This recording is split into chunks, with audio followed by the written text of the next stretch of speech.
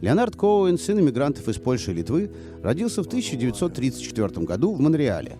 Он учился в еврейской школе, как и многие его сверстники, играл на гитаре и писал стихи. В середине 50-х выпустил несколько поэтических сборников, а после окончания университета уехал жить в Грецию, где писал стихи, прозу и постепенно занял свое место среди литераторов эпохи битничества.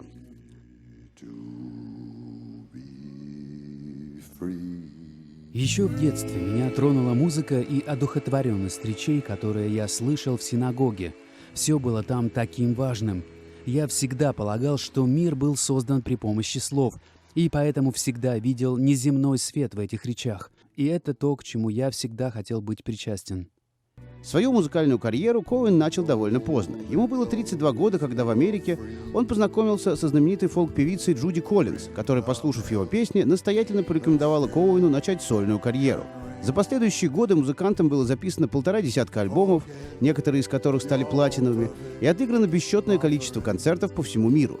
Имя Леонарда Коуэна было внесено в американский зал славы рок-н-ролла в знак того, что он входит в высший эшелон наиболее влиятельных музыкантов эпохи.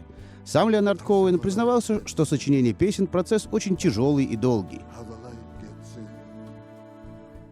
Несколько лет назад мы с Бобом Диланом пили кофе в Париже. В то время он исполнял песню «Hallelujah» на своих концертах и спросил меня, сколько времени ушло на ее написание. Я сказал 2 года, почти целиком.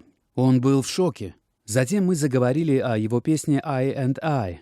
И я спросил, сколько времени ты потратил на то, чтобы написать ее? Он сказал, практически 15 минут. Я чуть не упал со стула. И самое смешное в том, что я соврал.